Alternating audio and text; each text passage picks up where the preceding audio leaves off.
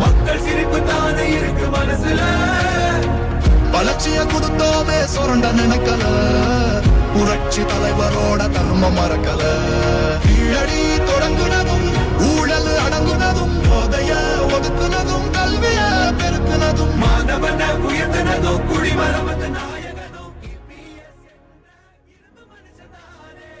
மாற்றம் காணத்தானே மக்கள் போராடி ஒரு பேர் காக்க வருது அது எங்க எடப்பாடி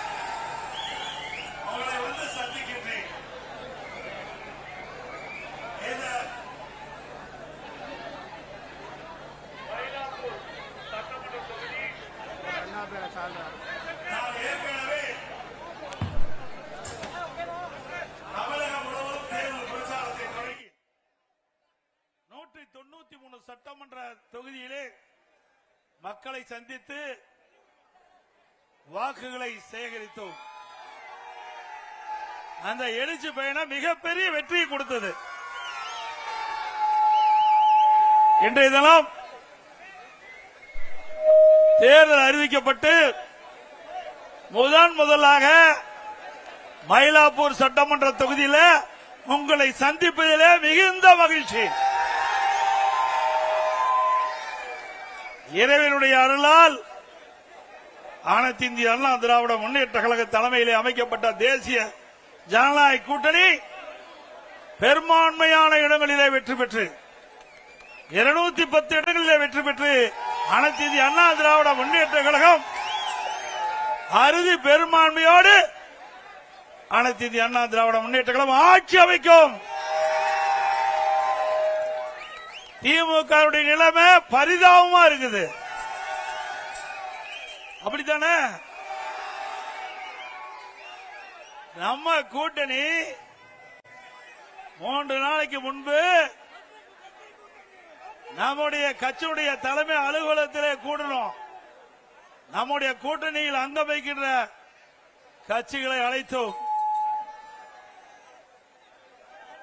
தேர்தல் நேரத்திலே நம்முடைய கூட்டணி கட்சிக்கு எத்தனை இடங்கள் என்று தேர்வு செய்து அறிவித்தோம்.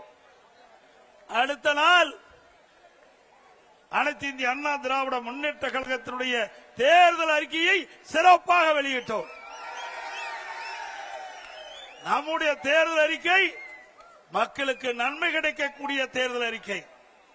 ஒட்டுமொத்த தமிழக மக்களும் நம்முடைய தேர்தல் அறிக்கையை வாசித்து தெரிந்து இன்றைய நமக்கு பாராட்டை தெரிவித்துக் கொண்டிருக்கின்றார்கள். அந்த அளவுக்கு ஒரு சிறப்பான தேர்தல் அறிக்கையை, நாட்டு மக்களுக்கு நன்மை கிடைக்கக்கூடிய தேர்தல் அறிக்கையை அனைத்து இந்திய அண்ணா திராவிட முன்னேற்ற கழகம் வெளியிடப்பட்டுகின்றது. அடுத்தது உடனடியாக அனைத்து இந்திய அண்ணா திராவிட முன்னேற்ற கழகம் நம்முடைய கூட்டணி கட்சியினுடைய தலைவர்களை அழைத்து பேச்சுவார்த்தை நடத்தி எந்தெந்த தொகுதியில் எந்தெந்த கட்சியை போட்டியிடும் என்ற பேசி ஒருமித்த கருத்தோட இன்றைய தினம் நாம் வெளியிட்டிருக்கிறோம். அது மட்டுமல்ல, அனைத்து இந்திய அண்ணா திராவிட முன்னேற்ற கழகம் முதற்கட்ட வேட்பாளர் பட்டியலில் அறிவிக்கப்பட்ட கட்சி அதிமுக கட்சி.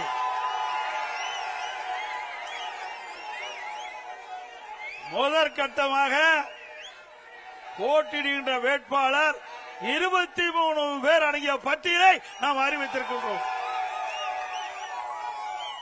இன்னும் ஓரிரு நாட்களில் அனைத்து இந்திய அண்ணா திராவிட முன்னேற்ற கழக வேட்பாளர்கள் போட்டியிடுகின்ற பட்டியல் முழுமையும் வெற்றி அறிவிக்கப்படும் என்பதை மகிழ்ச்சியோடு தெரிவித்துக்கிறேன். திமுகவுடைய நிலை என்ன? திராவிட முன்னேற்ற கழகம் கூட்டணி அமைப்பதற்கு 20 நாட்களா போராடிட்டு இருக்கிறாங்க. ஒவ்வொரு கட்சியும் பதறிக்கொண்டிருக்கின்றது. திராவிட முன்னேற்ற கழக தலைமையிலே அமைக்கப்பட்ட கூட்டணி கட்சிகள் போராடி போராடி அவர்கள் தொகுதியை பெற வேண்டிய அவல நிலை அந்த கூட்டணியிலே இருக்கின்றது. அதிமுக அப்படி அல்ல. அதிமுக தலைமையிலே அமைக்கப்படுகிற தேசிய ஜனநாயக கூட்டணி கட்சிகள் தலைவர்கள் சுதந்திரமாக இருக்கின்றார்கள். திமுக கூட்டணியில் அங்கம் வைக்கின்ற கட்சிகள் அடிமையாக இருந்து கொண்டிருக்கின்றது. திரு ஸ்டாலின் பேசுகிறார், கூட்டணி கட்சி தலைவர்கள் பேசுகிறார்கள். 10 ஆண்டு காலமாக தொடர்ந்து திராவிட முன்னேற்ற கழக தலைமையிலே பயணித்துக் கொண்டிருப்போம் என்று இருக்கிறோம் என்று. ஆக 10 ஆண்டு காலம் திராவிட முன்னேற்ற கழகத்திற்கு அடிமையாக இருந்து கொண்டிருக்கின்றீர்கள். இப்படி அடிமையாக இருந்த காரணத்தினால்தான் 2021 சட்டமன்ற பொதுத் தேர்தலில் திராவிட முன்னேற்ற கழக தலைமையிலே அமைக்கப்பட்ட கூட்டணிக்கு ஒதுக்கப்பட்ட இடத்தை விட குறைவான இடத்தை பெற்றிருக்கின்றீர்கள். ஆக திராவிட முன்னேற்ற கழக தலைமையிலே அமைக்கப்பட்ட கூட்டணி கட்சி சேர்ந்த தலைவர்களை எண்ணி பார்க்க வேண்டும். உங்களிடத்திலே திராவிட முன்னேற்ற கழகத்திற்கு ஆட்சி அதிகாரம் இருக்கின்ற போது திராவிட முன்னேற்ற கழக ஆட்சியை புகழ்ந்து பாட வேண்டும் என்று உங்களை பயன்படுத்திக் கொண்டார்கள். ஆனால் தேர்தல் வருகின்ற பொழுது உங்களுக்கு தகுந்த அந்தஸ்தை கொடுக்காத கட்சி திராவிட முன்னேற்ற கழக கட்சி.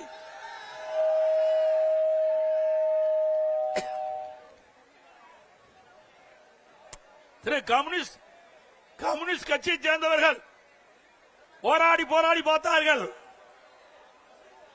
அவருடைய கட்சியுடைய நிர்வாகிகள் கூட்டத்தை கூட்டி பார்த்தார்கள். எவ்வளவோ முயற்சி செய்தார்கள். ஆனால் கடந்த தேர்தலில் போட்டியிட்ட தொகுதியை விட குறைவான தொகுதியை தான் பெற்றிருக்கின்றார்கள். அதே போல திருமாவளவன் விடுதலை சிறுத்தை கட்சிகள், திருமாவளவன் தலைமையில் இருக்கின்ற விடுதலை சிறுத்தை கட்சி எவ்வளவோ போராடி போராடி 8 இடங்களில் பெற்றிருக்கிறாங்க. அது ஒரு அங்கீகரிக்கப்பட்ட கட்சியா இருக்குது. அங்கீகாரம் இல்லாத ஒரு கட்சிக்கு அதிக இடம் கொடுத்திருக்கிறாங்க. இதுதான் திமுக. புரிந்து கொள்ளுங்கள். திராவிட முன்னேற்ற கழக தலைமையிலே அமைந்துள்ள கூட்டணிகள் இனியாவது உணர்ந்து கொள்ளுங்கள். உங்களிடத்திலே திராவிட முன்னேற்ற கழக விசுவாசம் கிடையாது. திராவிட முன்னேற்ற கழகத்தை நம்பியவர்கள் நடு ரோட்டிலே விட்டு விடுவார்கள். அனைத்து இந்திய அண்ணா திராவிட முன்னேற்ற கழக தலைமையிலே அமைக்கப்படுகின்ற கூட்டணி கட்சி தலைவர்களுக்கு உரிய மரியாதை கிடைக்கின்ற கட்சி அதிமுக கட்சி.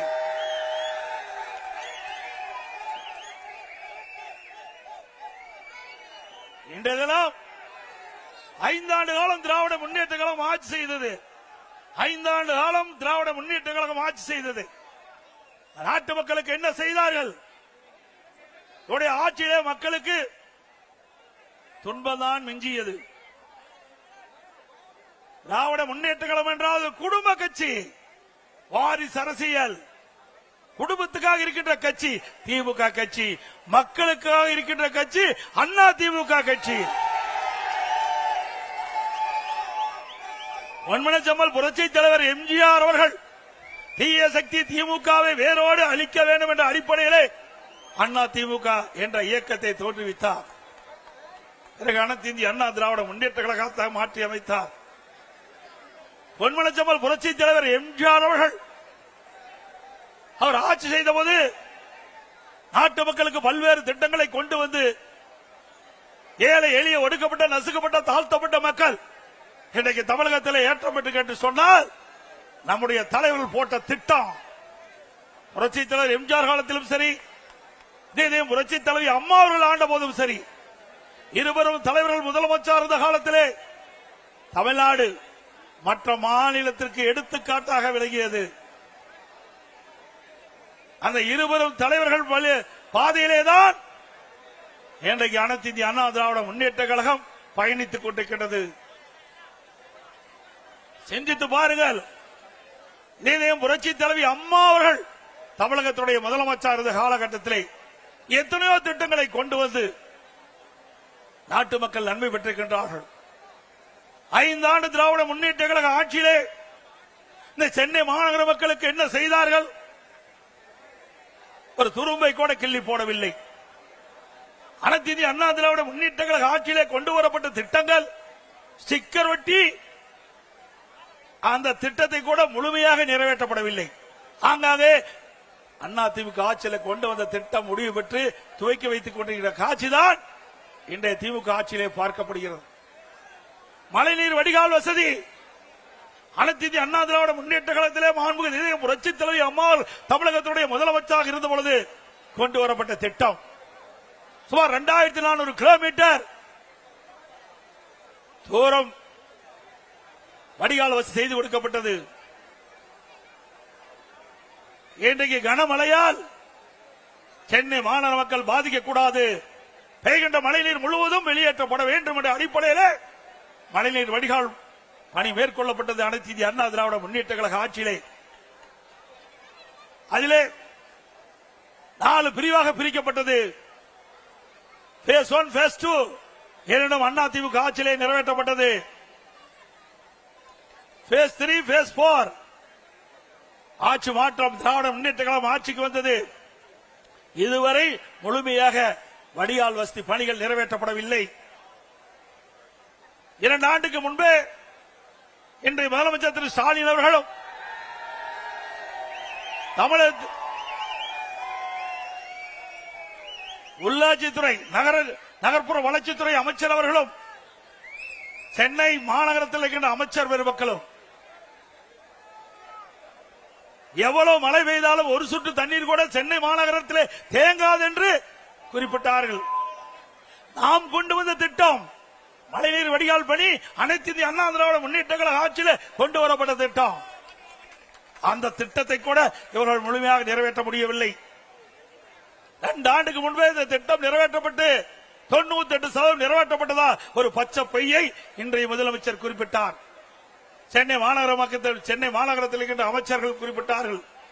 இங்கே இருக்கின்ற மேயர் குறிப்பிட்டார். வடிகால் பணிகள் 98% நிறைவேற்றப்பட்டுள்ளது. எவ்வளவு மழை பெய்தாலும் சென்னை மாநகர மக்கள் பாதிக்கப்பட மாட்டார்கள், ஒரு சொட்டு தண்ணீர் கூட சென்னை மாநகர சாலைகளை தேங்காது என்று இவர்கள் பத்திரிகைகளை வெளியிட்டார்கள். ஆனால் நிலைமை என்ன? இதுவரை இந்த வடிகால் பணிகள் நிறைவேற்றப்பட முடியவில்லை. அதோடு அனைத்து இந்திய அண்ணா திராவிட முன்னேற்ற கழக ஆட்சியில்தான் ஒரு பிரமாண்டமான திட்டத்தை நாம் கொண்டு வந்தோம். மெட்ரோ ரயில் திட்டம் கட்டம் 2 இந்தியாவிலேயே ஒரே திட்டத்திற்கு 63 கோடி ரூபாய் பெற்ற ஒரே அரசு அனைத்து இந்திய அண்ணா திராவிட முன்னேற்ற கழக அரசாங்கம். இதுவரை இந்தியாவிலே ஒரு திட்டத்திற்கு 63 கோடி ரூபாய் 63,000 கோடி மத்திய அரசு அனுமதி வழங்கியது கிடையாது. அனைத்து இந்திய அண்ணா திராவிட முன்னேற்ற கழகம் ஆட்சி செய்த பொழுது அம்மாவுடைய அரசாங்கம் மத்திய அரசோடு இணக்கமாக அணுகி சென்னை மாநகர மக்களுடைய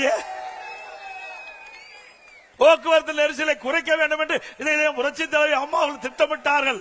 துரதிருஷ்டவசமாக அம்மா அவர்கள் மறைந்தார்கள். அம்மா கொடுக்கப்பட்ட வாக்குறுதியை நிறைவேற்றுகின்ற விதமாக அம்மா போட்ட திட்டத்தை முழுமையாக நிறைவேற்ற வேண்டும் என்ற அடிப்படையிலே மத்திய அரசோடு தொடர்பு கொண்டு மெட்ரோ ரயில் திட்டம் கட்டம் 2 118 கிலோமீட்டர் அந்த ரயில் பாதை அமைக்குவதற்கு அனுமதி பெற்று அந்த திட்டத்திற்காக மத்திய அமைச்சர் மரியாதைக்குரிய உள்துறை அமைச்சர் அமித்ஷா அவர்களை நேரடியாக சென்னைக்கு அழைத்து அடிக்கல் நாட்டிய அரசாங்கம் அதிமுக அரசாங்கம். இந்த திட்டம் முழுமையாக நிறைவேறுகின்ற பொழுது சென்னை மாநகர மக்கள் போக்குவரத்து நெரிசல் இல்லாம பயணம் செய்ய முடியும். இது அதிமுக ஆட்சியுடைய சாதனை. அதிமுக ஆட்சியுடைய சாதனை. சிந்திச்சு பாருங்கள்.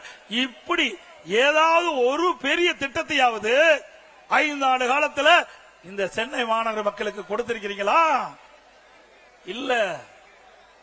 எப்பொழுது பார்த்தாலும் கொள்ளை அடிப்பதுதான் ஒரே குறிக்கோள். திராவிட முன்னேற்ற கழகத்துடைய அரசாங்கம் கொள்ளையடிக்கின்ற அரசாங்கமா மாறிவிட்டது.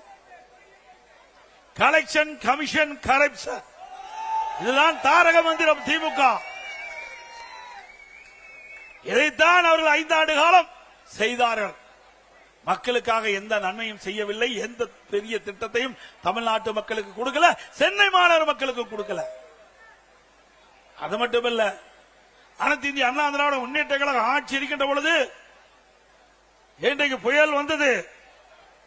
அந்த புயல் வருகின்ற பொழுது மக்கள் பாதிக்கப்படக்கூடாது என்பதற்காக அனைத்து இந்திய அண்ணா திராவிட முன்னேற்ற கழகம் போர்க்கால நடவடிக்கை எடுக்கப்பட்டது. வர்த்தா புயல், கனமழை, இன்றைக்கு சென்னை மாநகரம் முழுவதும் மரங்கள் சாய்ந்தன, மின்கம்பங்கள் உடைந்தன, டிரான்ஸ்பாரம் பழுதடைந்து விட்டது. அப்படிப்பட்ட சூழ்நிலையிலும் அனைத்து இந்திய அண்ணா திராவிட முன்னேற்ற கழகம் விரைந்து, அனைத்து இந்திய அண்ணா திராவிட முன்னேற்ற கழக அரசு விரைந்து செயல்பட்டு மக்களுக்கு எந்த இடையூறும் இல்லாம ஓரிரு நாட்களிலே அந்த மின் தடைகள் எல்லாம் சரி செய்து மக்களுக்கு இயல்பான நிலைக்கு கொண்டு வந்த அரசாங்கம் அதிமுக அரசாங்கம். சென்னை மாநகரத்தில் மட்டும் 2 லட்சம் மரங்கள், 2 லட்சம் குப்பைகள் மாநகராட்சியிலிருந்து அகற்றப்பட்டன. எப்படி மக்களுக்கு பிரச்சனை ஏற்படுகிற போது அந்த பிரச்சனையை தீர்க்கக்கூடிய வல்லமை படைத்த அரசாங்கமா அனைத்து இந்திய அண்ணா திராவிட முன்னேற்ற கழக அரசு விளங்கியது. அண்மையிலே ஓராண்டு என்று நினைக்கின்றேன், ஓராண்டு 2 ஆண்டு இருக்கின்ற நினைக்கின்றேன், சென்னை மாநகரத்தில் வெறும் மழைதான் பொழிந்தது. எல்லா பக்கமும் எல்லா சாலையிலும் தண்ணீர் தேங்கி இருந்தது. அப்பொழுது ஒரு பெண்மணி சாலையிலே நடந்து கொண்டு சென்று கொண்டிருந்த பொழுது அந்த பெண்மணி சொன்னார், ஸ்டாலின் தான் வந்தாரு, ஸ்டாலின் தான் வந்தாரு, நீச்சல் அடிக்க விட்டார். அப்படிப்பட்ட நிலைமைதான் சென்னை மாநகரத்தில் விளங்கி கொண்டிருக்கின்றது. இன்றைக்கு ஸ்டாலினுடைய ஆட்சியில குடும்பத்தில் இருக்கின்றவர்கள் அதிகார மையங்கள், 4 அதிகார மையம். 1 முதலமைச்சர் ஸ்டாலின், 2 துணை முதலமைச்சர் உதயநிதி அவர்கள், 3 திரு ஸ்டாலினுடைய மருமகன் சபரீஸ்வரன், 4 திரு ஸ்டாலினுடைய மனைவி மரியாதைக்கு துர்கா அவர்கள். 4 அதிகார மையங்கள் தமிழகத்தை ஆட்டி படைத்துக் கொண்டிருக்கின்றது. இந்த 4 அதிகார மையங்களுக்கும் முடிவு கட்டுகின்ற தேர்தல் வருகின்ற சட்டமன்ற பொது தேர்தல்.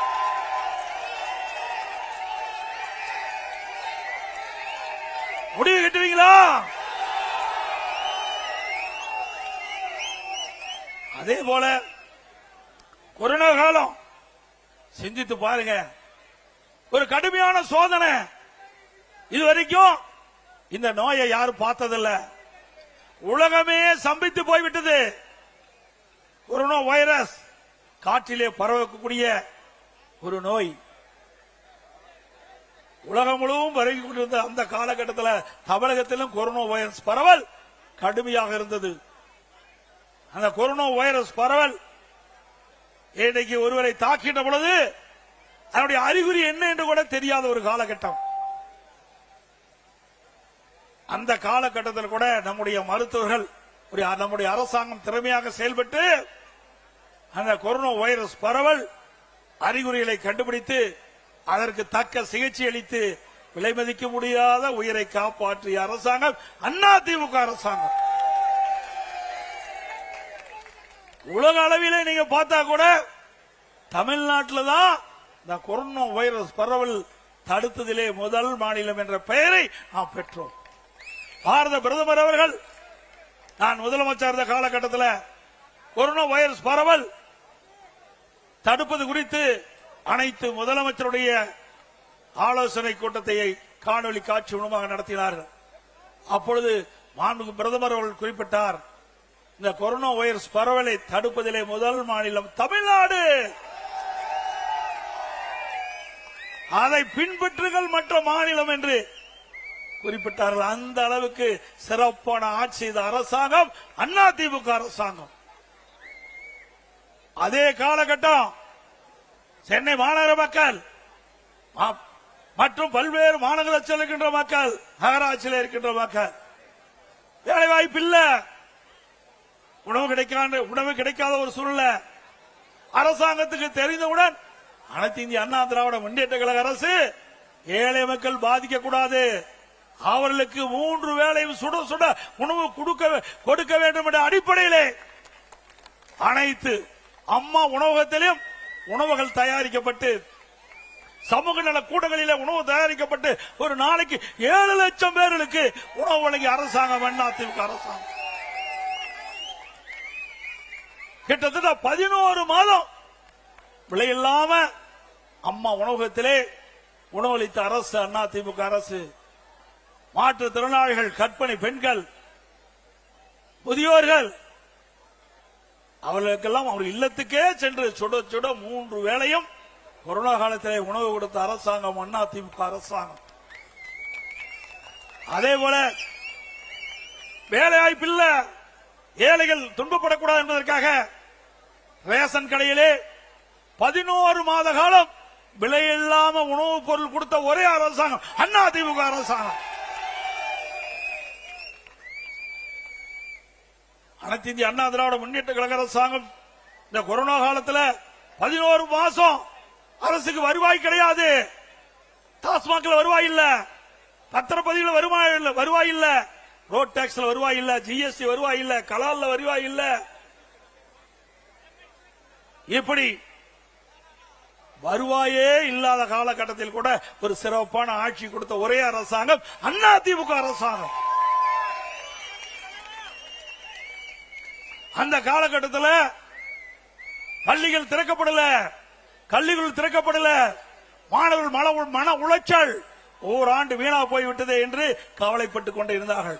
அந்த கவலையும் தீர்த்த ஒரே அரசாங்கம் அதிமுக அரசாங்கம். பள்ளியிலே படிக்கின்ற மாணவர்களுக்கு ஆல் பாஸ் போட்டு கொடுத்தோம். கல்லூரியிலே படிக்கின்ற மாணவர்களுக்கு ஆன்லைனிலே வகுப்பு நடத்தினோம். ஆன்லைனிலே தேர்வு, சிறப்பா கல்வி கட்டுறாங்க, சிறப்பா ஆன்லைனிலே தேர்வு எழுதி தேர்ச்சி பெற்றாங்க. இளைஞர்களையும் காப்பாற்றிய அரசு, மாணவர்களையும் காப்பாற்றிய அரசாங்கம் அதிமுக அரசாங்கம்.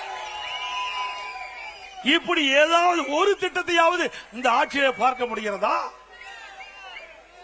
இப்படி ஏதாவது ஒரு திட்டத்தையாவது செயல்படுத்தி காட்டினார்களா? சிந்தித்து பாருங்கள். அது மட்டுமல்ல, திராவிட முன்னேற்ற கழகம் சுமார் 525 அறிவிப்புகள் 2021 சட்டமன்ற பொதுத் தேர்தலில் அறிவித்தார்கள். அந்த 525 அறிவிப்புகளை 4 ஒரு பங்கு அறிவிப்பு கூட இதுவரைக்கும் நிறைவேற்றல. ஆனா ஸ்டாலின் எப்பொழுது பார்த்தாலும் ஸ்டாலின் அமைச்சர் சகாக்கள் திராவிட முன்னேற்ற கழகம் அறிவிக்கப்பட்ட அறிவிப்புகள்ல 98% அறிவிப்புகள் நிறைவேற்றப்பட்டதாக ஒரு பச்சை பொய் சொல்லி நிறைவேற்றிருக்காங்களா? பொய் தானே. இன்றைக்கு நம்முடைய நகரத்தில் இருக்கின்ற வாழ்கின்ற மக்கள் அவருடைய கல்விக்காக வங்கியிலே கடன் வாங்கின கடன் ரத்து பண்ணிருக்காங்களா? இது திராவிட முன்னேற்ற கழக தேர்தல் அறிக்கையிலே குறிப்பிட்டிருக்கார்கள். திராவிட முன்னேற்ற கழகம் ஆட்சிக்கு வந்தா அந்த கல்வி கடன் ரத்து செய்யல. அதோட திராவிட முன்னேற்ற கழகம் ஆட்சிக்கு வந்த உடனே நீட் தேர்வு ரத்து பண்ணாங்களா? அதோட நீட் தேர்வு விலக்கு பெறுவதற்கு ரகசியம் இருக்கின்ற என்று இன்றைய துணை முதலமைச்சர் அன்றைய தினம் சொன்னார் தேர்தல் நேரத்தில். ஆனா ரகசியத்தை சொல்லிட்டார் முதலமைச்சர். இந்த 2 சட்டமன்றத்திலே குறிப்பிட்டார். நீதிமன்றத்தில் தீர்ப்பு வந்த காரணத்தினால எங்களால நீட்டுக்கு விதிவிலக்கு பெற முடியாது என்று ரகசியத்தை போட்டு உடைச்சிட்டார். நல்லா சிந்திச்சு பாருங்க. 2021 சட்டமன்ற பொதுத் தேர்தலில் வீதி வீதியாக இன்றைக்கு இருக்கிற முதலமைச்சரும் அவருடைய மகன் உதயநிதி அவர்களும் வீதி வீதியா பேசினாங்க. திராவிட முன்னேற்ற கழகம் ஆட்சிக்கு வந்தால் நீட் தேர்வு ரத்து செய்யப்படும் என்ற வாக்குறுதியை கொடுத்து இந்த இளைஞர்களையும் அவருடைய பெற்றோர்களை ஏமாற்றி வாக்குகளை பெற்று ஆட்சிக்கு வந்து